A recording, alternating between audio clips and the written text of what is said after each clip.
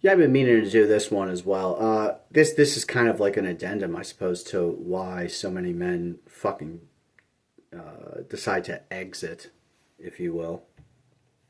We're talking about America primarily, and how it just grinds you down.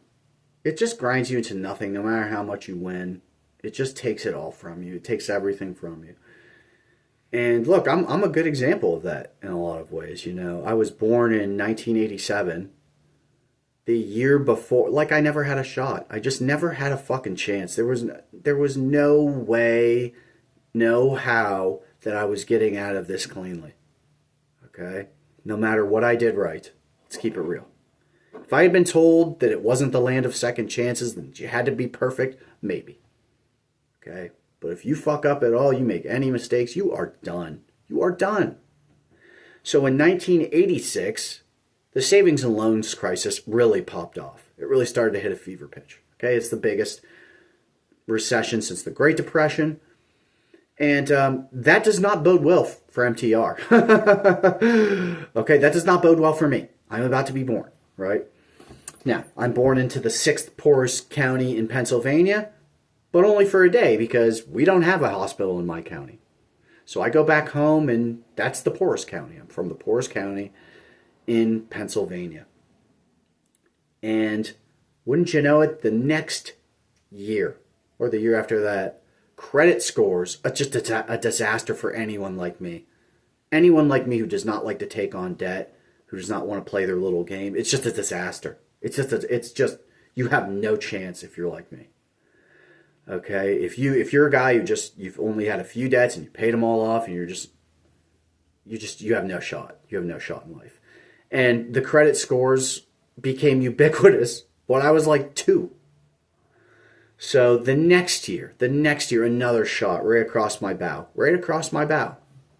Okay, I'm probably like not even 3 years old, right? So overdraft fees, another just fucking shiv in the side. And no mistake. You can't make any mistakes. No mistakes allowed. This is not the land of second chances. This is the land of fucking bilk you until you're dead. All right? So we have that. The dot-com bubble burst about 7 or 8 years later. That was actually not that bad, but still. Okay? It's just one more.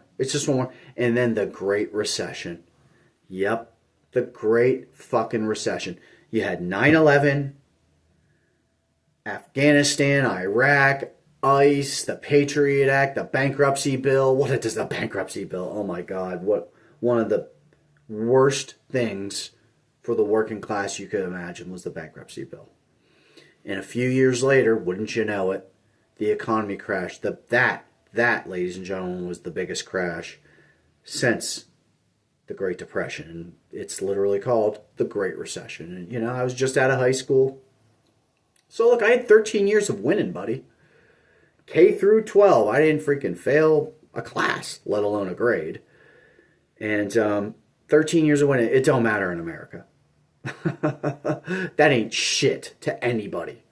Okay? They do not give a fuck.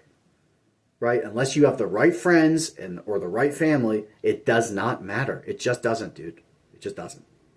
Nobody's going to march alongside you to victory. It's just not going to happen. So I go into the Marine Corps for 5 years. I actually did stellar. I was a fucking shit hot Marine, buddy. If you think of the prototypical Marine, that was basically me, right? Perfect physical fitness score, perfect combat fitness score, perfect swim qualifications. I mean, just brown belt in Marine Corps mixed martial arts. Meritoriously promoted out of boot camp. I actually was meritoriously promoted. I had a meritorious promotion delayed because I was being promoted to corporal too soon. And people were bitching and fucking complaining about it. I won like a meritorious board. This is like right after I went to VMFA 312. Funny little story. I was with this squadron called VMFA 122. And they were called the Crusaders, but they were about to deploy to Iraq, so they had to change their name for obvious reasons, and they changed it back to the Werewolves. They used to be the Werewolves. And the shop had to pick between taking me or taking a girl. Okay, they couldn't take this other guy. There were 3 new people. The other guy had just got a DUI, so they couldn't take him. And so it was between me and this girl. And of course, they picked the girl. And what do you think happened before deployment? She went fucking UA, pal, which is the Marine Corps' way of saying she's AWOL, right? Absent without leave. UA, unauthorized absence. So these idiots got to go to they got to go on deployment with missing a person. They had a perfect opportunity to take a Marine who's just so locked on it, and they just whiffed. They just whiffed. Now, I didn't think too highly of them in a lot of ways. Look, one time, that girl and 3 other Marines tried to jump me. They tried to jump me and tie me up. And look, I still remember this like it was yesterday. There was this big black guy, and he's coming at me while I'm basically in the corner, and I know something's up. And I fucking dropped that dude like a bad habit. It was one of the funniest things I've ever done. And one of the funniest things that's probably ever happened to him, getting kicked in the fucking chest by someone about 100 pounds less. By the way, this guy had talked shit to me before. And he was higher ranked, but I looked at him like, there's no way this guy thinks he could take me in a million years. There's no fucking way. He's just upset. Okay, he's just upset. All right, let him be upset. There's no way this guy thinks he could take me in a million years. Well, apparently he did think that, and he got fucking dropped. Well, it didn't really matter because there were 3 other people, and they jumped me. Although they did not. They were trying to tie me up. They failed because they're weak and they have no endurance. So, yeah, that happened at that squadron. And maybe that's one of the reasons they picked her over me. Right? But look what she did to you guys. Look what the fuck she did. I still remember her name. What a fucking clown. Nevertheless, I went to VMFA 312 and I won.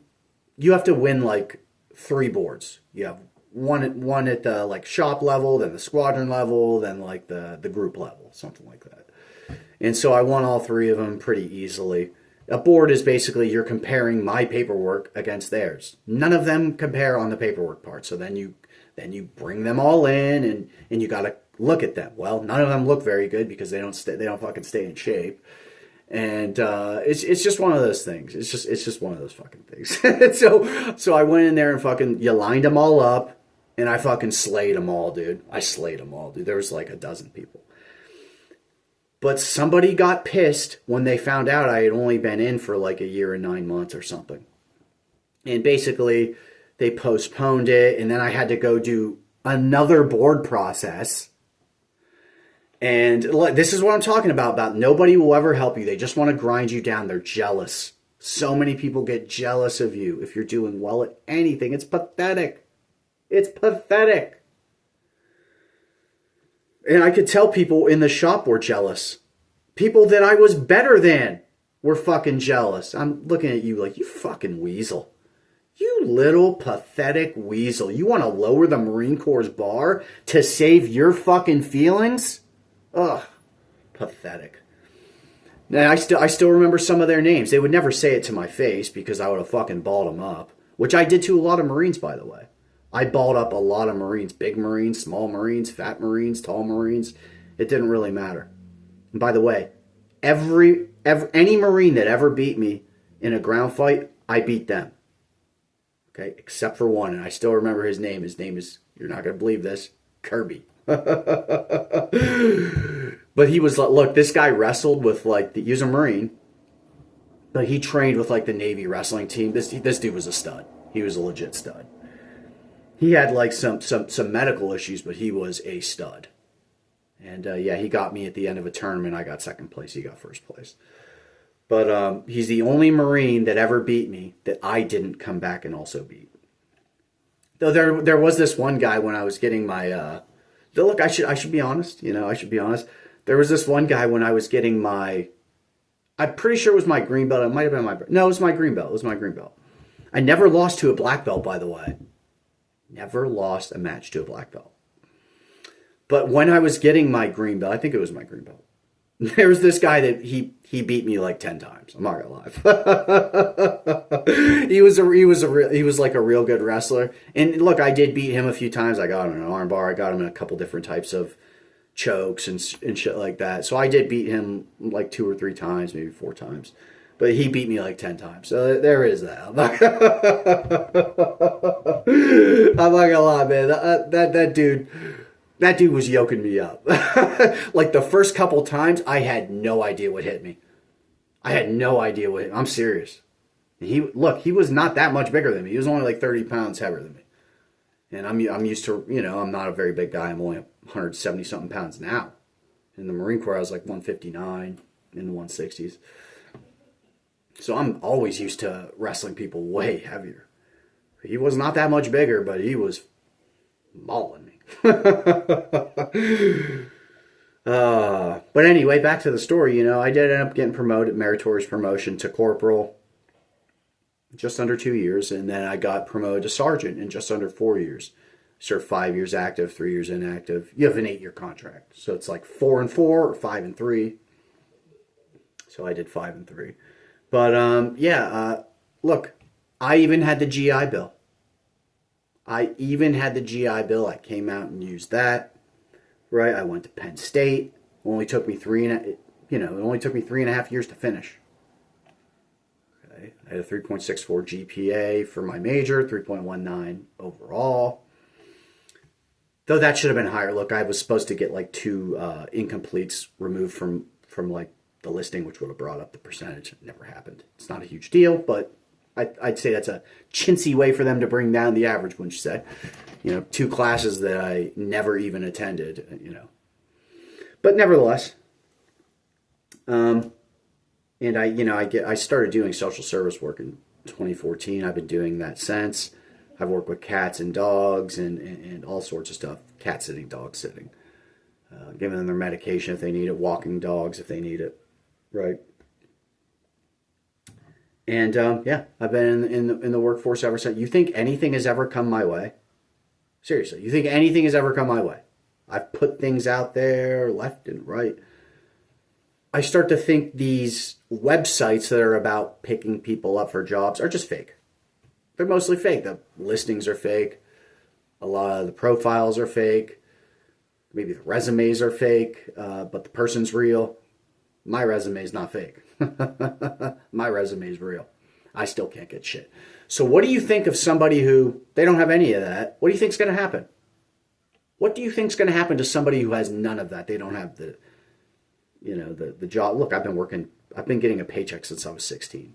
So 21 years. And I've been working and earning cash since I was 12.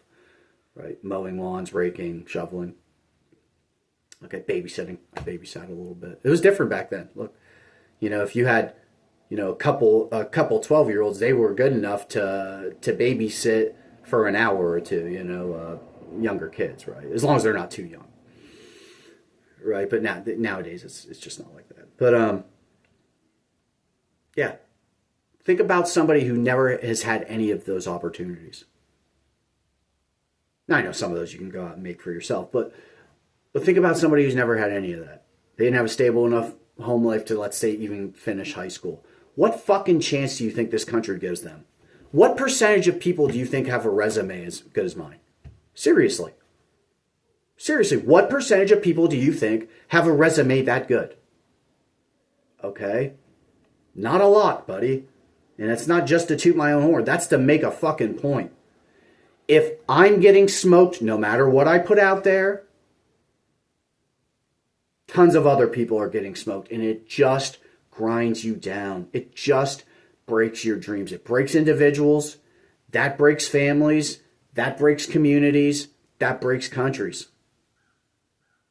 There's a reason there's a mass shooting every day. There's a reason there's a school shooting every week. There's a reason that cops shoot people every day. There's a reason we have 4% of the world's population but use 25% of the drugs and have 25% of the world's prisoners. It's not a coincidence. I don't believe in that sort of anti-serendipity. I don't.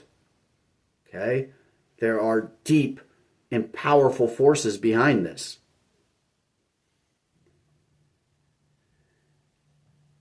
Well, that's that. That's all I wanted to say about that. I'm going to leave it there.